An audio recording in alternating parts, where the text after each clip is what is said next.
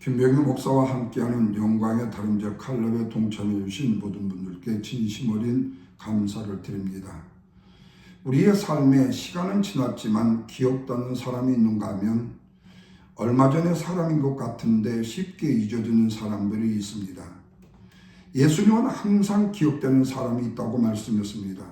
그는 나사로의 집에서 예수님의 메루에 향유 옥합을 깨워서 부었던 마리아라는 여인이었습니다.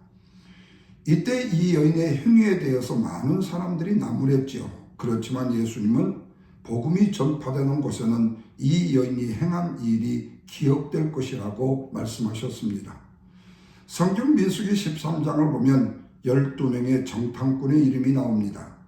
알다시피 삼무와 사박, 갈렙, 이갈, 여호수아, 발디, 갓디엘, 갓디, 엠미엘, 스돌, 라비, 구루엘 이 12명입니다. 그런데 그 12명 중에 기억되는 사람은 누굽니까? 여호수아와 갈렙뿐이라는 거예요. 그러면 대부분이 많이 궁금해할 것입니다. 왜 이 두 사람만 기억됐냐고 말입니다. 두 가지 이유입니다. 첫째는 믿음의 눈을 가진 사람이었다는 겁니다. 민수기에 보면 민수기 7장에 나오는 지파의 리더의 이름과 민수기 13장의 지파의 이름이 다르게 나온 것을 보게 됩니다. 왜 그럴까요? 7장은 현직이었고 13장은 차기이기 때문입니다. 적군의 동태를 살피기 위해서, 정탐하기 위해서 젊은 차세대 리더를 세워서 보냈던 것입니다. 아무나 보내는 것이 아니라는 말씀이죠. 그 사람에게 믿음의 눈이 있는가 없는가가 바로 그 정탐꾼이 되는 자격의 여부였습니다. 믿음의 눈이 없으면 미래가 없기 때문에 그렇습니다. 그러면 여기서 믿음의 눈이라는 것은 무엇일까요? 바로 말씀의 눈을 말씀하고 있습니다. 오늘날로 말하면 예수 그리스도의 눈을 말씀합니다. 우리의 신앙생활 중에도 우리가 현실을 붙드느냐 미래 약속을 붙드느냐에 따라서 오늘 우리의 인생의 삶이 가난이 되기도 하고 광야가 되기도 하기 때문에 그런 것입니다. 성경은 믿음은 들음에서 난다고 말씀하고 있습니다.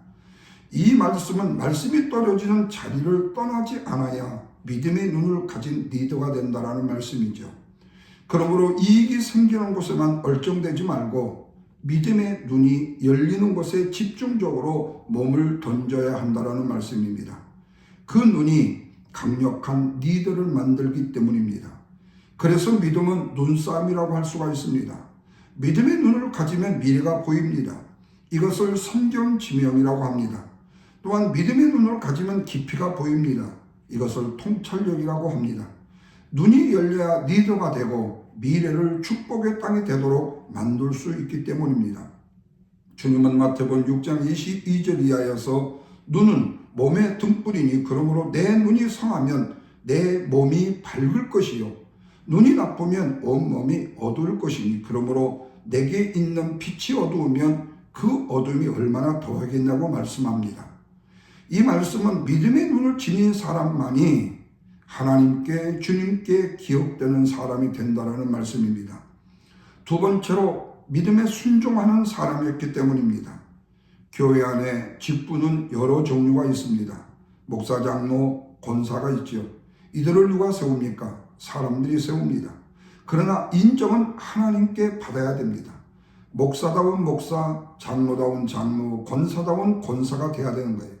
디모데후서 2장 15절에 바울이 디모데에게 너는 진리의 말씀을 옳게 분별하며 부끄러울 것이 없는 일꾼으로 인정된 자로 자신을 하나님 앞에 드리기를 힘쓰라는 말씀처럼 진정한 리더는 말씀의 분별에서 인정을 받아야 하는 것입니다. 그리고 부끄러울 것이 없다는 것은 진정한 순종을 의미합니다. 그렇다면 언제 부끄러운 사람이 되어줄 수 있지요?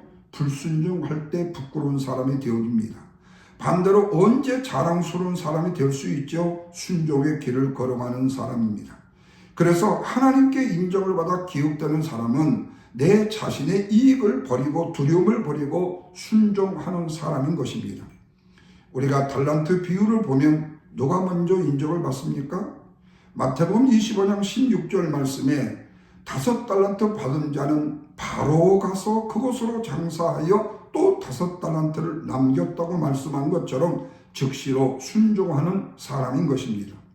사랑하는 성도 여러분, 세상에 있는 자산, 재산이라는 것은 곧 사라질 거품에 불과합니다. 그래서 주님은 보물을 하늘에 쌓아 하늘의 가치로 생명으로 전환하라고 말씀하시는 것입니다. 그렇지 않으면 후회하게 되고 한탄하는 날이 즉시 온다고 말씀하기 때문입니다. 세상은 사라져도 말씀은 사라지지 않습니다.